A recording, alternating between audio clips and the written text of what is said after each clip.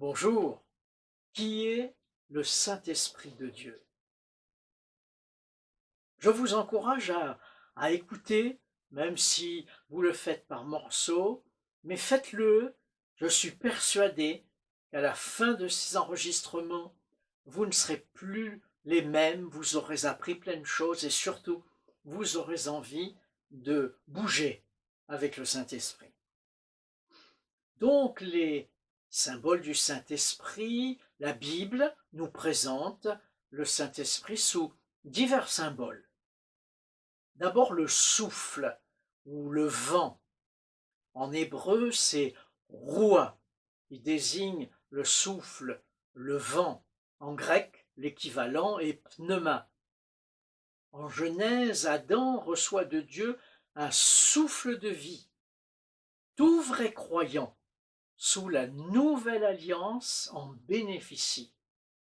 Dans l'homme, c'est l'esprit, le souffle du Tout-Puissant, qui donne l'intelligence. C'est ainsi que s'exprime Élihu, un ami de Job, contredisant ses propres amis. Devant les ossements desséchés et éparpillés, Ézéchiel est invité à prophétiser et parler à l'esprit. Esprit, viens des quatre vents, souffle ces morts et qu'ils revivent. Et l'esprit entra en eux et ils reprirent vie. Dans le Nouveau Testament, ressuscité, Jésus visite les disciples et il les envoie, il souffla sur eux, leur disant de recevoir le Saint-Esprit. Peut-être avait-il encore en mémoire la rencontre de nuit entre Jésus et Nicodème, où Jésus affirme « Le vent souffle où il veut, et on en entend le bruit, mais tu ne sais d'où il vient ni où il va. » Il en est ainsi de tout homme qui est né de l'Esprit. Le jour de la Pentecôte, le lieu où étaient assemblés les disciples est balayé par un vent impétueux.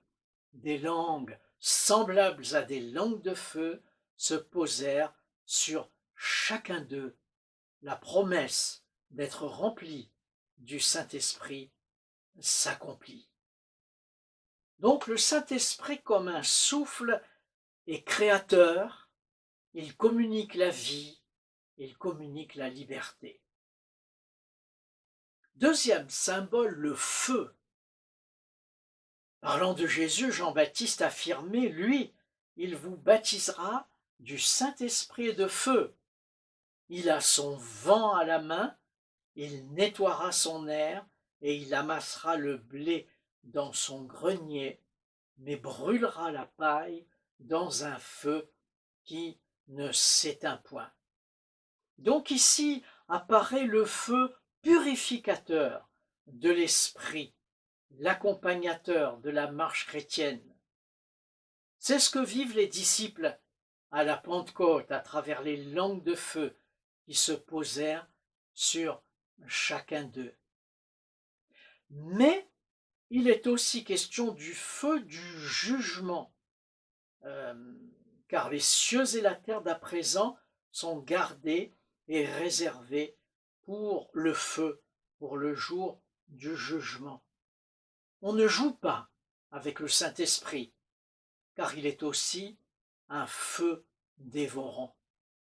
Donc ici, c'est à la fois l'esprit de la grâce ou l'esprit du jugement. Troisième symbole, l'eau. Au début de la Genèse, l'eau symbolise la mort avec les eaux d'en bas, mais elle symbolise aussi la vie. Vous tous qui avez soif, venez aux eaux afin de vivre et d'être dans la joie.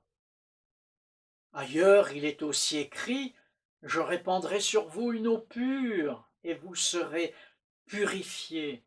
Je vous donnerai un cœur nouveau et je mettrai sur vous un esprit nouveau. Je mettrai mon esprit sur vous. Je répandrai des eaux sur le sol altérée et des ruisseaux sur la terre desséchée, je mettrai mon esprit sur ta race. Il s'agit de l'œuvre faite par le Saint-Esprit pour entrer dans le royaume de Dieu et bénéficier de la bénédiction. À la femme samaritaine, Jésus affirme que celui qui boira de l'eau que je lui donnerai n'aura plus jamais soif, ajoutant que cette eau deviendra une source jaillissant jusque dans la vie éternelle. Or, la vie éternelle est de connaître Dieu, et le Saint-Esprit préside cette œuvre en nous. Il renouvelle, stimule la vie. Le Saint-Esprit est un esprit de transformation. Quatrième symbole, l'huile. L'huile était brûlée dans le chandelier. Et dans Zacharie, il est fait le lien entre le chandelier et l'olivier. Ce chandelier brûlait constamment, telle la présence de Dieu par le Saint-Esprit, présent depuis l'origine. La vision du chandelier d'or se poursuit parce que dit l'Éternel des armées, ce n'est ni par la puissance, ni par la force, mais c'est par mon esprit. Dans l'Ancien Testament, l'huile était aussi versée sur la tête des grands personnages comme une huile d'onction, une huile d'envoi. L'évangile de Luc relate aussi un épisode, l'histoire du bon samaritain. Là, il a utilisé de l'huile pour ramener la guérison de l'homme violemment agressé. Et enfin, la parabole des 10 vierges mentionne l'huile nécessaire. 5 des vierges ont totalement manqué de négligence, alors que les 5 autres ont fait des provisions d'huile, et les premières ne sont pas, les négligentes ne sont pas entrées aux noces. Donc l'esprit est à la fois nécessaire et en même temps puissant.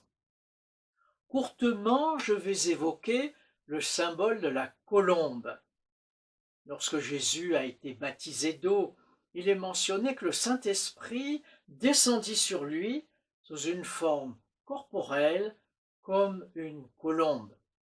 C'est une très belle image des qualités de douceur, de pureté, d'innocence et l'amour du Saint-Esprit.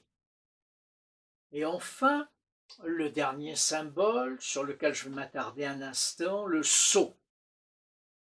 Dans les transactions, le sceau est apposé sur un document et cela rendait définitive la transaction. L'épître de Paul aux Éphésiens atteste que nous sommes scellés du Saint-Esprit pour le jour de la rédemption. En lui, nous aussi, après avoir entendu l'évangile de notre salut, en lui, vous avez cru et vous avez été scellés du Saint-Esprit. Cela atteste de notre identité nouvelle, de notre appartenance, de l'assurance que nous sommes sauvés. Si nous recevons le sceau de l'Esprit, alors nous sommes unis à Dieu. Le Saint-Esprit est un esprit d'authentification pour le croyant. Je termine. Certains ont vu dans le bras de l'Éternel, ou dans le doigt de Dieu, ou encore dans le vin, une image de l'Esprit comme agent d'exécution des volontés divines. Le discret Saint-Esprit glorifie Dieu le Père et Jésus le Fils de manière différente selon les symboles. Par ailleurs, l'Esprit de Dieu est saint, c'est tout de même sa première qualité, esprit de sagesse et d'intelligence, de conseil et de force, de connaissance et de crainte de l'Éternel. Mes questions pour terminer, comment connaissons-nous, connaissez-vous le Saint-Esprit? Quel symbole nous touche ou vous touche particulièrement? Je vous encourage à être là pour la prochaine fois. Que Dieu vous bénisse. Pensez à vous abonner. Merci beaucoup. Je veux aussi vous indiquer que si vous avez des questions, des choses non compréhensibles, vous pouvez me joindre, me faire part de vos commentaires, de vos réactions, soit à travers Messenger, à travers WhatsApp, par SMS, par mail ou encore par téléphone. Merci beaucoup et à bientôt.